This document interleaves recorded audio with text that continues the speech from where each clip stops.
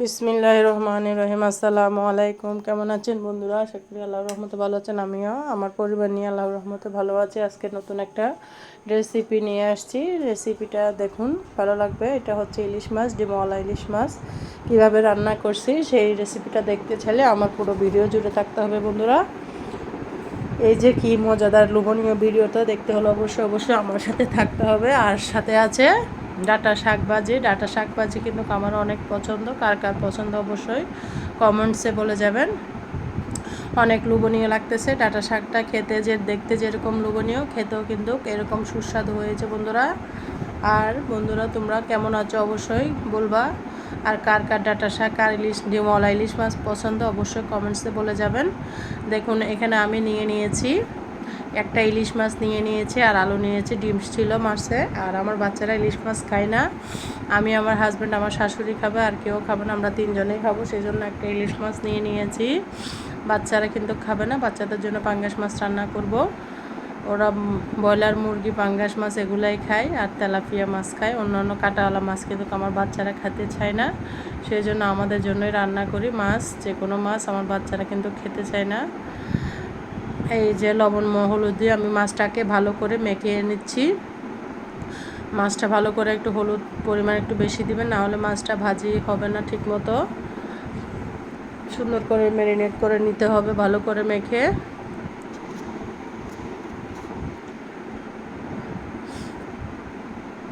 কার কার ইলিশ মাছ পছন্দ অবশ্যই বন্ধুরা কমেন্টস করবা। আর বন্ধুরা, একটা কথা বলি, ভিডিও শুরুতে তোমরা একটা লাইক দিয়ে ভিডিওটা কন্টিনিউ করবা, আর অ্যাড সহ আমার ভিডিওটা ফুল ওয়াচ করে দিবা, সেটাই রিকোয়েস্ট তোমাদের মাঝে। আমরা সব ভিডিও যারা করি তারা অনেক কষ্ট করি, কিন্তু ভিডিও করি সবার কথা বলতেছে। আমি যেরকম কষ্ট করতেছি সব ইউটিউবাররাই কষ্ট করতেছে। সেই জন্য বন্ধুরা, একটু টেনে না দেখে ভিডিওটা একটু সুন্দর করে ধৈর্য নিয়ে একটা লাইক দিয়ে কন্টিনিউ করে দিবা অ্যাড সহ, সেটাই তোমাদের মাঝে রিকোয়েস্ট। মাছগুলোকে আমি তেলে দিয়ে দিয়েছি। একটা প্যানের মধ্যে তেল দিয়ে বসিয়েছিলাম।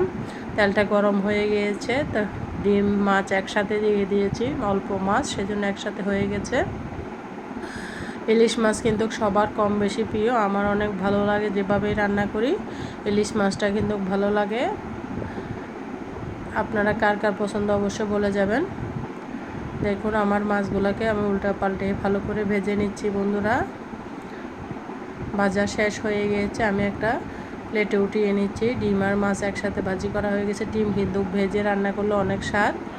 আর ইলিশ মাছের ডিম বলে কথা, ইলিশ মাছের ডিমের মধ্যে অনেক টেস্ট আছে। সব ডিম থেকে কিন্তু ইলিশ মাছের ডিমটাই বেশি মজা।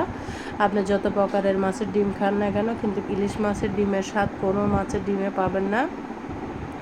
আমার কাছে সেরকম লাগে, জানি না কার কাছে কেমন লাগে। আমার কাছে মনে হয় যেন ইলিশ মাছের ডিমের স্বাদ আর কোনো মাছে কিন্তু পাওয়া যায় না। যেভাবে করি রান্না করি পাওয়া যাবে না। কিন্তু এখানে আমি আলুগুলোকে ভালো করে লম্বা লম্বা করে কেটে নিয়েছি, কারণ মাছের সাথে যদি আলু দিতে হয় মাছের এভাবে কাটতে হয়। মাছের আলুও লম্বা লম্বা করে কাটতে হয়। কীভাবে আপনারা মাছের সাথে আলু দেন একবার কমেন্টসে বলে যাবেন। লম্বা লম্বা করে সুন্দর করে কেটে নিয়েছি আমি। মাছের মধ্যে এইভাবে লম্বা লম্বা করে কিন্তু আলুটা দিই। দেখতে ভালো লাগে, খেতেও ভালো লাগে। যে জিনিস দেখতে ভালো লাগে সেই জিনিসটা অবশ্যই খেতে ভালো লাগবে, সেটাই সত্যি কথা। ভালো মতো ভেজে নিয়েছি, উল্টে পাল্টে কিন্তু ধৈর্য ধরে চুলার আঁচটা কমিয়ে আমি ভেজে নিচ্ছি। মাছ আগে ভেজে নিয়েছি, এবার আলুটাকে ভালো করে ভেজে নিচ্ছি। আমার ভাজা প্রায় হয়ে আসছে। এখানে মাছের মধ্যে হলুদ যে তেলের মধ্যে যে হলুদে ছিল সেটাই আলুর মধ্যে হয়ে গেছে। ভালো মতো ভেজে নিতে হবে, কারণ আলুটা ভেজে রান্না করলে কিন্তু অনেক মজা হয়। আসলে অনেক মজা হয়েছিল। আপনারা বাসায় অবশ্যই এভাবে ট্রাই করবেন। একটু ধৈর্য ধরে সুন্দর করে যদি রান্না করেন অবশ্যই বাসার সবাই পছন্দ করবে। এইভাবে রান্না করলে কিন্তু সবাই, যারা খাবে না ইলিশ মাছ দিয়ে, ইলিশ মাছ খেতে চায় না, তারাও খাবে। অনেক মানুষ আছে ইলিশ মাছ পছন্দ করে না, আবার অনেকজন আছে পছন্দ করে। আমার কিন্তু ইলিশ মাছ অনেক মজা লাগে। এবার ভাজি করে নিয়েছি। মাছ আর আলু একসাথে নিয়েছি বন্ধুরা।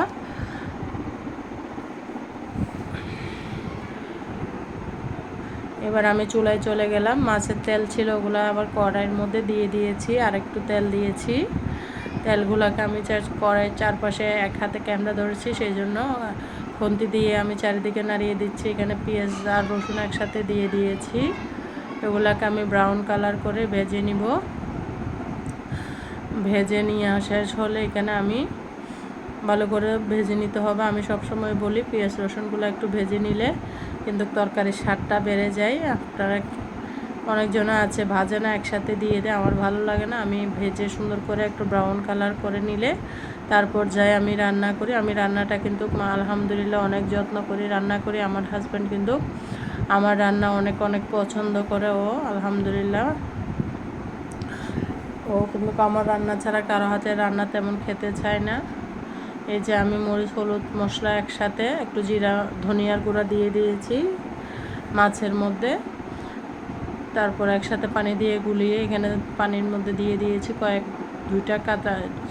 একটা টমেটো দিয়ে দিয়েছি। ভালো করে মশলাটা কষিয়ে নিতে হবে। ধৈর্য ধরে মশলা কষানো হয়ে গিয়েছে। এবার আমি ভেজে রাখা আলু মাছ একসাথে দিয়ে দিয়েছি পাতিলের মধ্যে। কার কার রান্না বান্না করতে পছন্দ লাগে অবশ্যই কমেন্টসে বলবেন। আমার কিন্তু রান্না রাঁধতে ভালো লাগে। এখন ইউটিউবে কাজ করতেছি ব্যস্ততার মাঝেও, তারপর আলহামদুলিল্লাহ যত্ন করে সব রান্না বান্না করি, কারণ আমার হাজব্যান্ড স্বাদ না হলে খাবে না, ওর জন্য যত্ন করে রান্না বান্না করতে হয়, ভালোবেসে রান্না করতে হয়। ও যেমন তেমন আবার খেতে পারে না, ভালো করে মজা করে সুস্বাদু করে রান্না করতে হয়।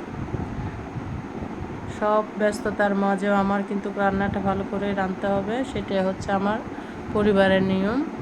এবার আমি এখানে মাছটা কষিয়ে নিয়েছি, ঝোলের পানি দিয়ে দিয়েছি পরিমাণ মতো, একটু ভালো করে হওয়ার জন্য। আলুটা একটু সিদ্ধ হতে হবে, হাফ সিদ্ধ বাজির মধ্যে হয়েছিল, এখন এই ঝোলের পানিতে হয়ে যাবে সিদ্ধ। দেখুন আমার মাছ রান্নাটা হয়ে গিয়েছে, প্রায় অনেক মজা হয়েছিল। খাওয়ার পরে কিন্তু ভিডিওটা আপলোড দিচ্ছি।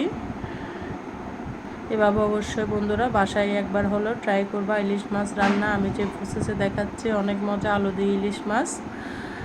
দিয়ে ইলিশ মাছ দিয়ে অনেক মজা লাগে খেতে। সব সবজি থেকেও কিন্তু আলু দিয়ে রান্না করলে ইলিশ মাছটা বেশি ভালো লাগে, অন্যান্য সবজি দিয়ে কিন্তু অতটা ভালো লাগে না। আলু দিয়ে যতটা ভালো লাগে, সব কিছুতেই মজা লাগে, কিন্তু আলু দিয়ে ইলিশ মাছ রান্নাটা বেশি মজা লাগে। কার কাছ থেকে কেমন জানি না, আমার কাছে কিন্তু বিশেষ করে অনেক মজা লাগে। আমার আম্মা কিন্তু অনেক পছন্দ করে আলু দিয়ে ইলিশ মাছ রান্নাটা। এই যে আমার মাছটা হয়ে গেল বন্ধুরা, কেমন হয়েছে অবশ্যই কমেন্টসে বলবো। আর বন্ধুরা তোমরা বাসায় একবার হলো ট্রাই করবা, এভাবে ভালো লাগবে নিশ্চয়ই খেতে।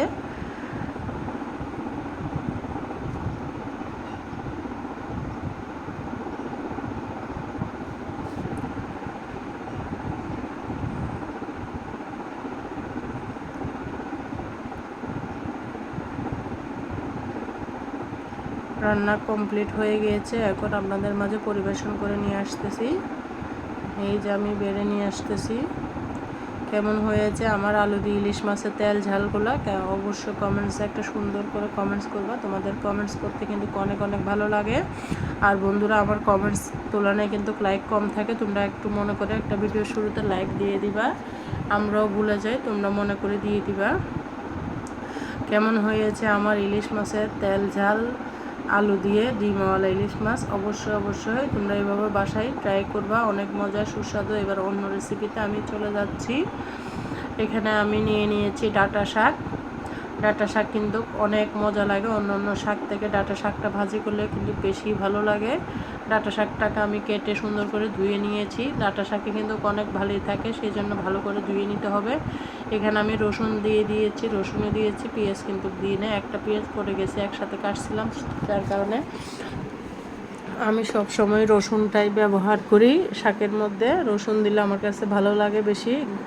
এখানে আমি শুকনো মরিচ দিয়ে দিয়েছি, তারপরে এখানে আমি শাকগুলা ঢেলে দিয়েছি ভালো করে। আপনারা কিভাবে শাক ভাজি করেন জানি না, আমরা এইভাবেই আমরা আমাদের কাছ থেকে ছোটোবেলা এইভাবে শিখেছি, সেজন্য এইভাবেই রান্না করি। আমার রান্নাগুলো ঠিক হচ্ছে কিনা বা কোন দিকে হচ্ছে না একটু কমেন্টসে বলবেন। ভুল করলে অবশ্যই শিখে নেব। আমার শাকটা দেখুন কমপ্লিট হয়ে আসতেছে, আস্তে আস্তে ভাজি হয়ে যাচ্ছে। অনেক মজা হয়েছিল, কিন্তু ডাঁটা শাকটা কিন্তু আমার বেশি ভালো লাগে। ডাঁটা শাক, লাল শাক, পালং শাক, পুঁই শাক থেকেও কিন্তু ডাঁটা শাকটা ভাজি করলে বেশি মজা লাগে। দেখুন অনেক পানি বের হয়ে গেছে, পানিগুলোকে আমি শুকিয়ে নিব। একটু চুলার আঁচটা বাড়িয়ে দিয়ে ধৈর্য ধরে নাড়াচাড়া করে আমি কিন্তু চুলার আগুনটা বাড়িয়ে পানিগুলোকে শুকিয়ে নিচ্ছি। কেমন হয়েছে আমার ডাঁটা শাক ভাজি? ডাঁটা শাক ভাজি কমপ্লিট হয়ে গেছে। দেখুন আমি নিয়ে আসতেছি আপনাদের মাঝে পরিবেশনের জন্য। 2টা আইটেম আমার কেমন হয়েছে অবশ্যই বন্ধুরা কমেন্টসে বলে যাবেন। এতক্ষণ পর্যন্ত যারা আমার ভিডিও জুড়ে ছিলেন বন্ধুরা, সবাইকে অসংখ্য ধন্যবাদ। অনেক ভালোবাসা ও দোয়া রইল, শুভকামনা। সবার মনের আশা যেন আল্লাহ তাআলা পূরণ করে। আমরা যেভাবে এত দূর আসছি সবাই যেন এভাবে আসতে পারে। সবার জন্য অনেক ভালোবাসা, দোয়া। সবাই ভালো থাকবেন, সুস্থ থাকবেন। আসসালামু আলাইকুম রহমতুল্লাহি ওয়া বারাকাতুহু। আল্লাহ হাফেজ। আবার আসবো তোমাদের মাঝে নেক্সট ভিডিওর জন্য। তোমরা আমার দোয়া করবো আমার পরিবারের জন্য, আমার জন্য। ততক্ষণ পর্যন্ত ভালো থাকবা।